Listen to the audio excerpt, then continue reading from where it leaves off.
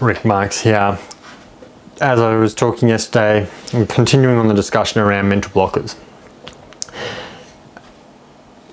As kids, we quite often shut straight down, and this, I guess, is because we have a very small reference and scope in our head to take on challenges and see into the distance, I suppose. And as you get older, you start to have more learned experiences, and you can then therefore kind of justify or create, you kind of get a three-dimensional element rather than, I guess, as a kid you see it just as a 2D.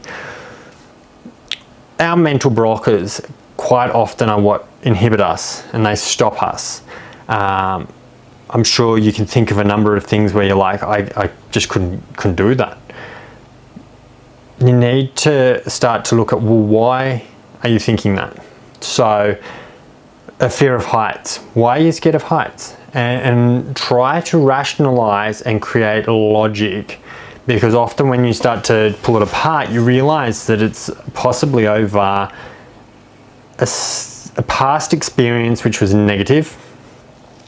Could have been that you were on a retainer wall and it could have only been like a meter high as a kid, and you fell off that and you hurt yourself, and so you went, I'm scared of heights.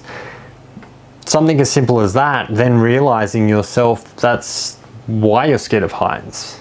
But realizing and rationalizing and going, well, I was only little and that 1 meter high fall was a great fall, but I didn't have a harness on, I didn't have any safety. And then you can explore and kind of look to breaking that fear. And that's something that I guess we don't generally do. We stop at the fear, we stop at the blocker. We don't think about why that blocker's there. And we put blockers in ourselves over time because we're trying to protect ourselves. It's instinct. That's why we look at things like lions, for instance, and we go, be scared of a lion. Why? Because either we've been told or we've been taught or we've had a bad experience. But you see these people who cuddle them and they've had them since they were a cub, and how are they doing that? And that's because, again, they've overcome the blocker.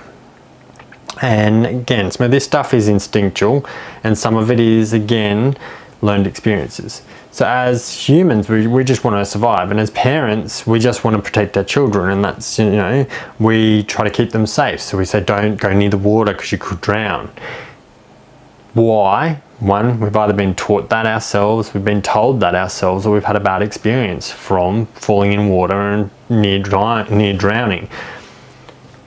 That, you know, or in Australia, potentially you've been pulled out in a rip as a kid. A lot of people do that, and that created enough fear and scared, so you put a blocker to just not.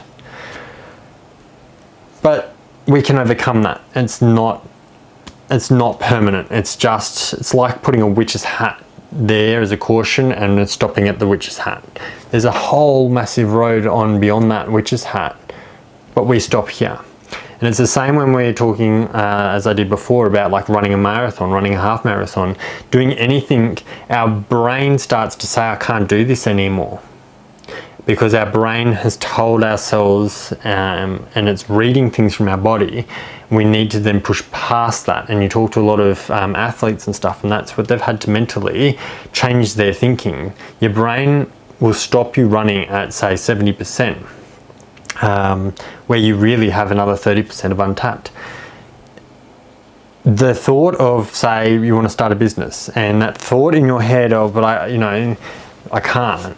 You know, well, why? What's the blocker? Why are you blocking it? What stops you from doing anything is really just a blocker. But working out what that blocker is, why it's there, trying to understand it. It's not discrediting it. It's not saying, well, it was only a tiny little wall. It's not discrediting it at all. It's validating. And once we can actually, as adults and as being able to, I guess, review and reflect on that, and that's where, even as a parent, not belittling or downing an experience of your child.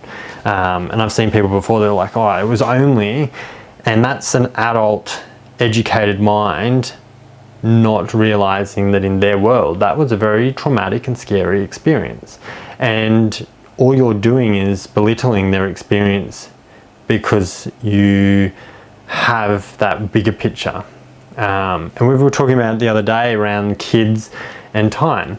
And we go, it's only 5 minutes till dinner. What is 5 minutes? Most kids do not have that ability to know what a 5 minutes is, what a minute is, what 10 seconds is.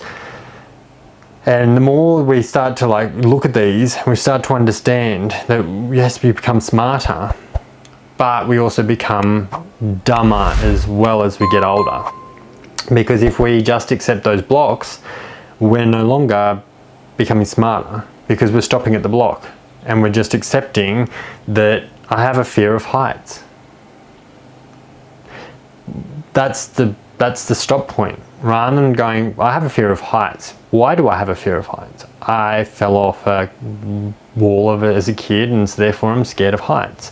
Now, what about that was scary? And like, and really dig at it. And I've, numerous times talked about journaling. Get a diary, get a journal, and work through that experience. Again, you don't have to book in and go and see a psychoanalyst or a psychologist and reflect and delve. And this is just internal. You don't even have to journal it. You can just in your head process and justify and understand and give clarity, and then you can move past it. You can overcome that fear. You can overcome, because you now can actually understand that people jump out of airplanes, people jump off base diving, people go scuba diving. So, like being scared of water is not, I guess, like a human trait. It's not something that we can't overcome, because there are plenty of people that are doing it. But what is it about it for you that makes it so you are fearful of that, or scared of that, or not wanting to do that?